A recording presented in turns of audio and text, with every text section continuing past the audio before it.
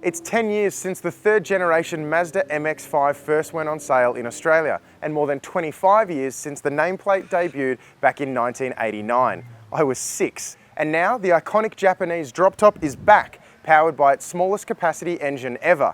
But is it still fun? Time for another CarAdvice Weekend Warrior track test. Last time we were at Sandown Raceway in an MX-5, it was in the previous generation car, and it was 2014. Tony Abbott was the Prime Minister. Anyway, we had an absolute blast. But while that car had a 118 kilowatt, 188 Newton meter 2-litre 4-cylinder engine, the new 1.5 litre entry-level MX-5 has 96 kilowatts and 150 Newton meters. With a curb weight of almost bang on 1,000 kilograms though, the all-new 4th generation ND MX-5 is only half a second off the 7.8 second 0 to 100 time of the previous car. The other kicker is, if you're happy with the 1.5 litre under the bonnet, you can get in one of these for $31,990. That's almost $18,000 cheaper than the MX-5 we were here with last time. Standard kit on the entry-level model isn't bad either. You get LED headlights, LED tail lights, 16-inch alloy wheels, a 6-speed manual transmission and a limited slip rear differential. There's also cruise control, a 6-speaker stereo, a leather handbrake, gear shifter and steering wheel, and a push-button start.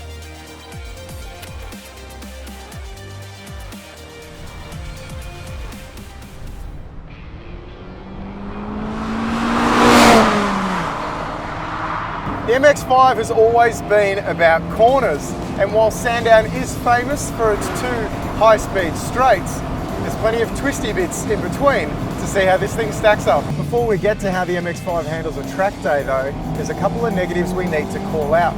Firstly, the pedal placement. It's not great with the throttle pedal sitting a bit lower than the brake pedal. That means that heel towing takes a little bit of getting used to. The other one is, while we have the roof off now, and headroom isn't a problem, with the roof up, clearance is a little bit tight, particularly with the helmet. And I'm not mega tall at only 6 foot. The big killer though is the steering wheel.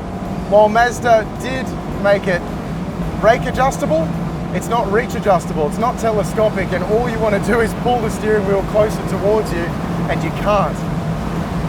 They claim it was based on weight saving, but it is something we can't help but be frustrated by. Now underneath us, we've got 195mm wide Yokohama tyres on all 4 corners. We've got a multi-link rear and double wishbones up front. And the setup on the road is exceptional. It's a nice balance between comfort and sportiness. On the racetrack though, it does feel a little too soft. Compared to something like a Toyota 86 for example, if that's a scalpel, the MX-5 is more of a bread knife. It just doesn't quite have the same level of precision. Now the steering is accurate and quite precise. It is light though, and doesn't quite give you the feedback that some people might like.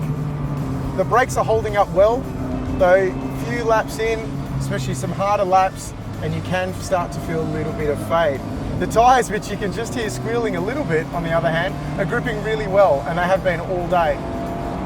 A big part of what made the old MX-5s and previous generations so great was the gearbox. The manual transmission has always been a standout of the car, and the new car is no different. It's a nice short throw, very notchy, and it's great fun to use. So the big question is 96 kilowatts and 150 Newton meters enough to keep you smiling? And you can probably tell by my face, the answer is yes. The all-new MX-5 may not be the ultimate track weapon, but it's fun and it's playful. And honestly, I quite like it.